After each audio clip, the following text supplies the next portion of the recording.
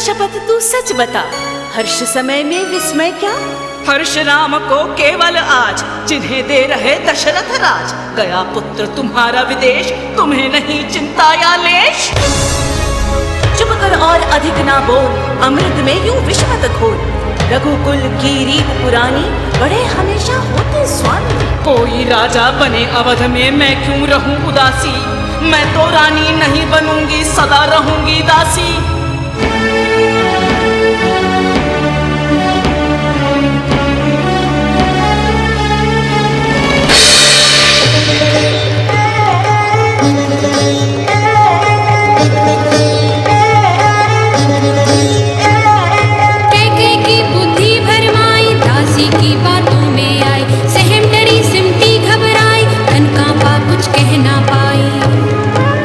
चतुर राम की माता, उसकी कोई था न पाता।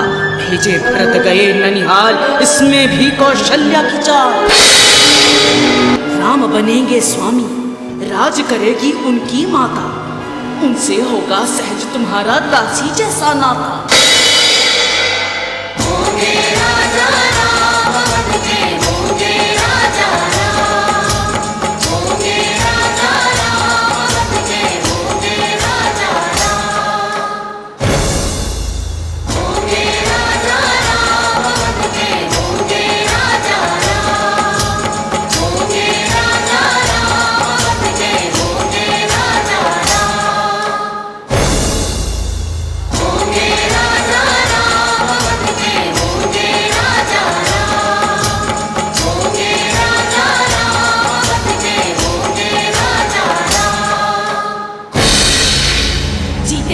कभी सौत की सेवा नहीं करूंगी, इससे अच्छा नैहर जाकर सुख से वहीं रहूंगी। है इसका बस एक उपाय, कर लो बस में दशरथ राय। दो वरदान भूप पर बाकी, मांगो आज कड़ी कर छाती। भूपति राम शपथ जब करही, तब मांगहु जी वचन न डरही।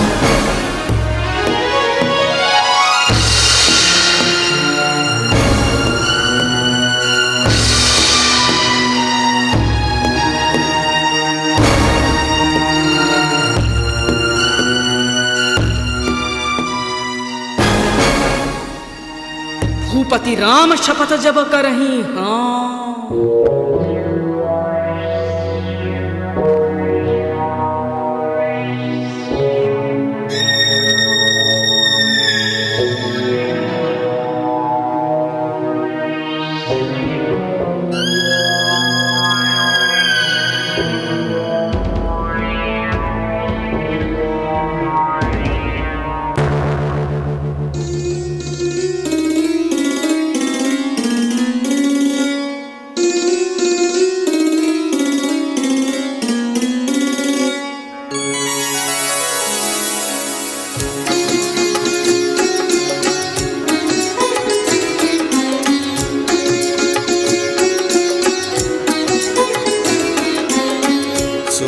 सलोचन कोकिल बैनी, किस कारण प्रिय आज रिसानी।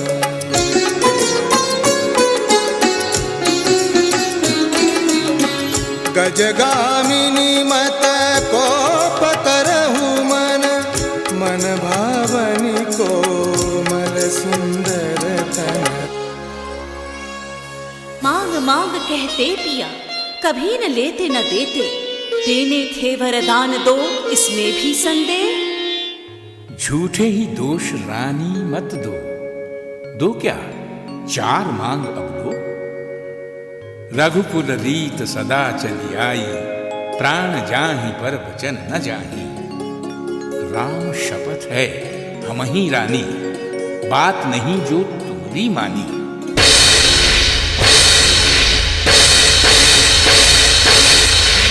करे प्राण प्रिय मेरे जी का, दे एक भरत को टीका। पूरी करे दूसरी आस, 14 वर्ष राम वनवास। नहीं राम राजपद लोभी, गहरी राम भरत में प्रीति। मैं छोटा करता नृप नीति, गहरी मुझे राम से प्रीति। मांगो मांगो और बहुत कुछ मांगो, राम विरह में मुझे न मारो। राम शपथ थी ली तत्पर, मांग मांग कहा इस पल पर। भरत को राज राम वनवास, भरत युवराज राम वनवास, सुत को राज राम वनवास। तोर कलंक मोर पछतावा, मिटे न मेटे मौत मिटावा। जब तक जीऊं विनती है मोरी, देखूं नहीं शक्ल में तोरी।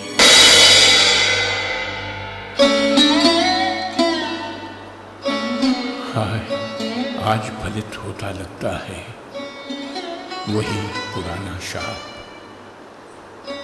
हिरण समझकर तीर चलाया, लेकिन वह था श्रवण कुमार। शाप दे गया, मरोगे पुत्र शोक में तुम।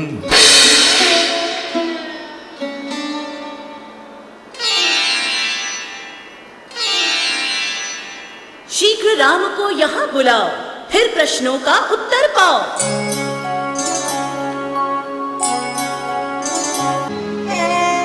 सुनि जननी सोई सुत बड़ भागी, जो पितु मात वचन अनुरागी।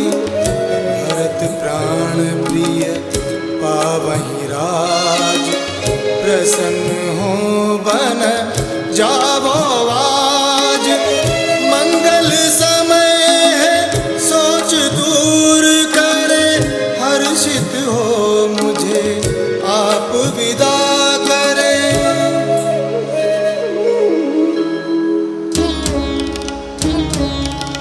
माता का आशीष ले, दशरथ को कर प्रणाम।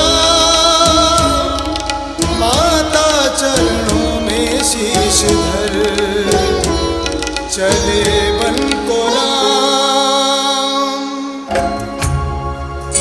केवट नाव घाट पर लाओ, हमको गंगा पार कराओ। सूर्यवंशी राम है, राम है श्री राम है।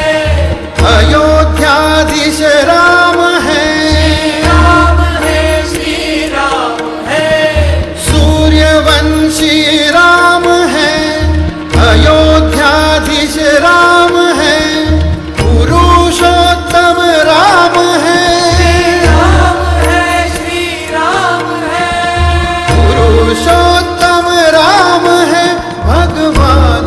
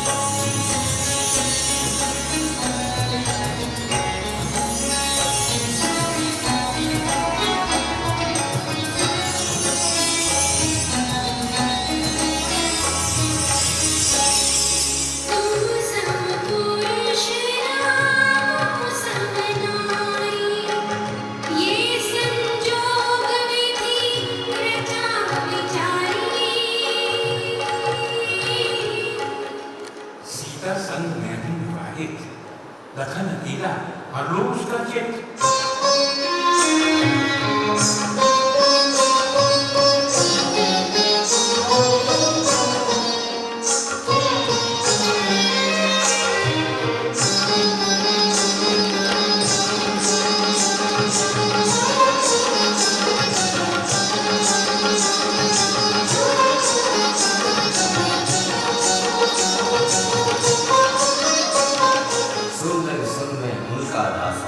पराधीन नहीं तोल सुपासा, प्रभु समर्थ अवधपुर राजा, जो कुछ करे उन्हीं सब साजा।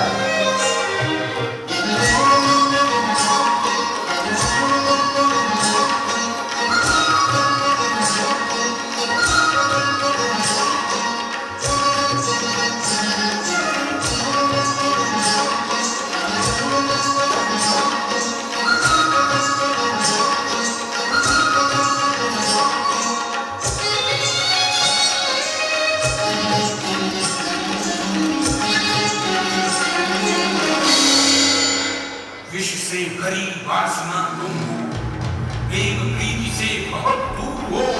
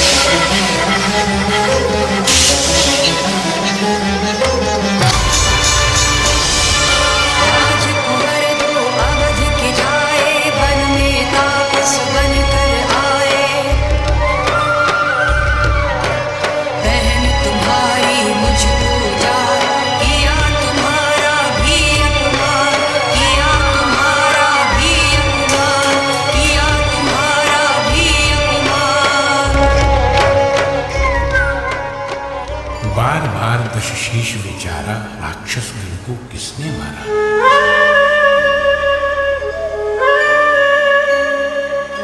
कोई नहीं मौसम बलवंता, मार सके केवल भगवंता।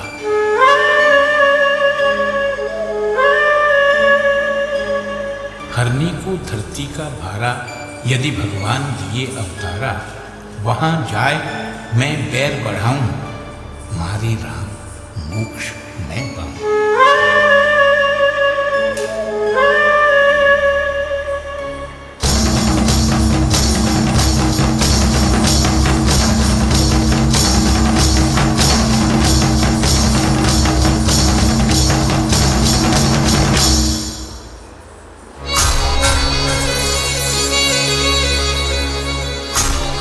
बनो तुम मृग माया छलकारी, जिससे हर लाऊं नृप नारी।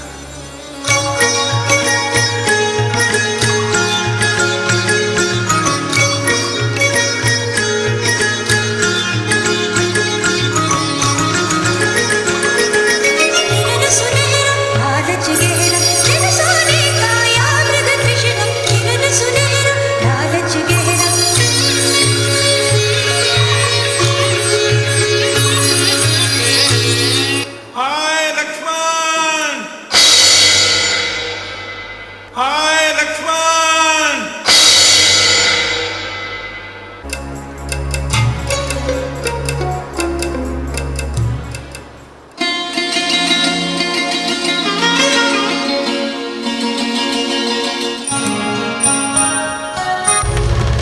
बेमन से लखन गए खींच रेख मर्यादा, तब से अब तक चल रही है नीतिपूर्ण मर्यादा।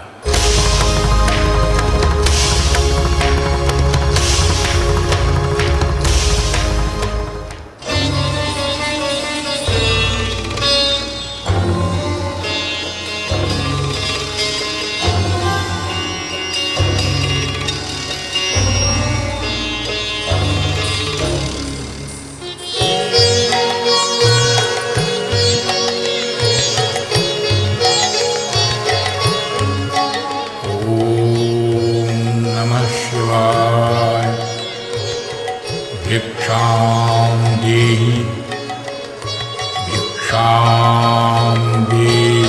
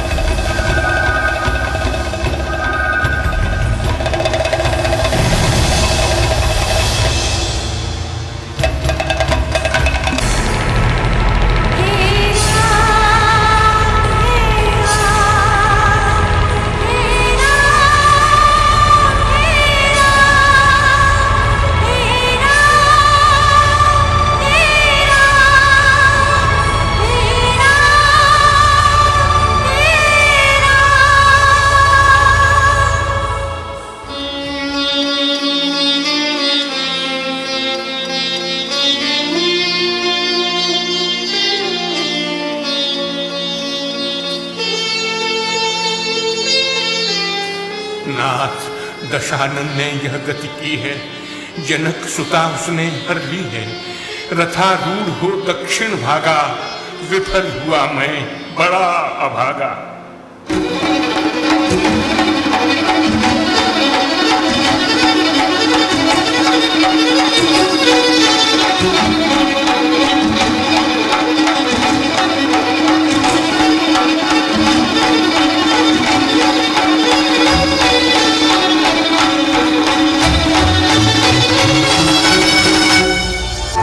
राम राम पुकारी सुन राम राम राम।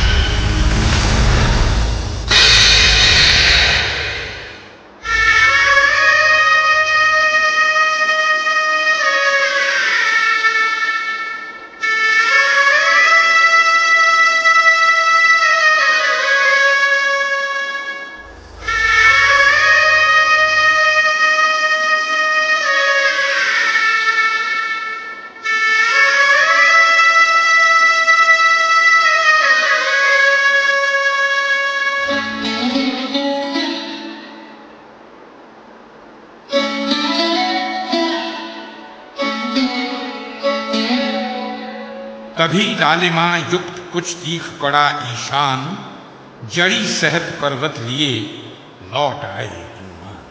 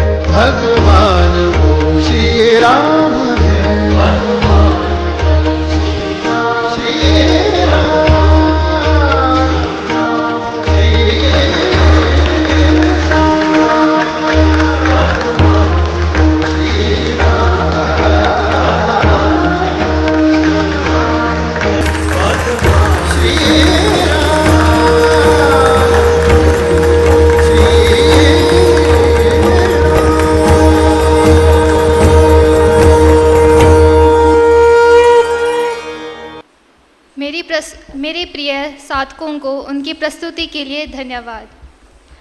अब मैं हमारे डायरेक्टर रेवरेंड फादर जी को आमंत्रित करती हूँ कि वे आए और आज के इस प्रस्तुति के लिए अपने कुछ 2 शब्द कहें। आदरणीय शिक्षकगण और हमारे छात्र छात्राएं, सबसे पहले मैं यही कहना चाहूँगा कि मेरे तरफ से आज की इस प्रस्तुति के बारे में कहने के लिए कोई शब्द नहीं है।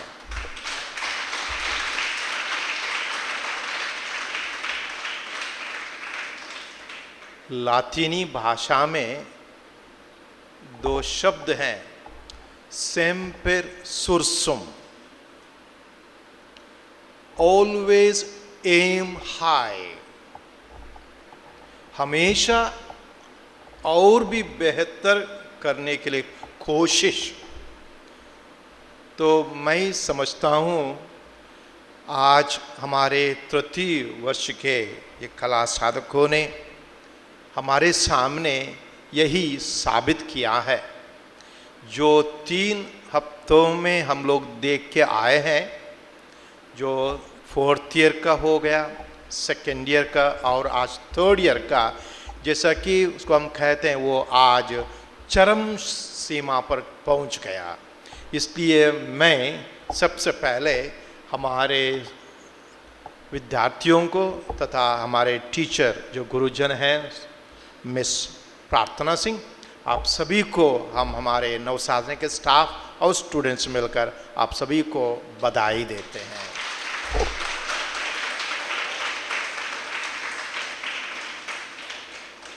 आज के इस प्रस्तुति के बारे में विचार विमर्श तो मैं करने नहीं जा रहा हूँ, लेकिन उसमें जो चाहे बल हो, समय हो, स्थान हो, या सब कुछ जो कॉन्सेप्ट, जो संकल्पना जो थी, आप लोगों ने यहाँ आकर मंच पर प्रस्तुत किया। जैसा कि स्वामी विवेकानंद जी कहते हैं शिक्षा के बारे में, शिक्षा वही होती है जब हमारे चरित्र का विकास होता है, या हमारी मन की शक्ति बढ़ जाती है, या बुद्धि का विकास होता है। और वो शिक्षा वही सच्ची शिक्षा है जो हमें अपने पैरों में खड़े होने के लिए बलवान बना देता है या बहुत मदद करता है। तो इसलिए ये आज का जो सेमिनार आप लोगों ने यहाँ मंच पर प्रस्तुत किया, मैं आशा करता हूँ आपके जो प्रतिभाएं और जो कौशल जो है उनका विकास हो, और विकास हो गया है, हो रहा है, और भी होना चाहिए। इसलिए एक बार फिर मैं बहुत ही कम शब्दों में एक बार मैं यही कहूँगा कि आप सभी को बहुत बहुत बधाइयाँ। Thank you. धन्यवाद फादर जी आपके इतने सुंदर शब्दों के लिए। अब मैं यहाँ हमारे प्रिय कामनी सर जी को यहाँ आमंत्रित करती हूँ कि वे यहाँ आए और कुछ 2 शब्द कहें। आदरणीय प्राचार्य महोदय, उप प्राचार्य, सभी गुरुजन और प्यारे कला साधकों, अद्भुत, अकल्पनीय, अविश्वसनीय सारे शब्द छोटे पड़ जाते हैं।